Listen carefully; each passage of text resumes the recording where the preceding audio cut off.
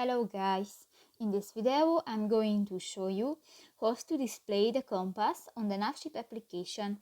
But first of all, I just want to mention, please don't forget to subscribe to our channel, because at 100,000 subscribers we are going to show you our YouTube revenue statistics and growth strategy, how to make money online. So let's jump into it.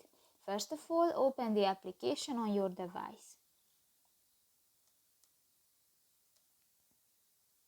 Tap to the three lines at the upper left corner of the screen and go to the second option, the My Boat. Scroll down and in the display section you can find the last option, the Show Compass.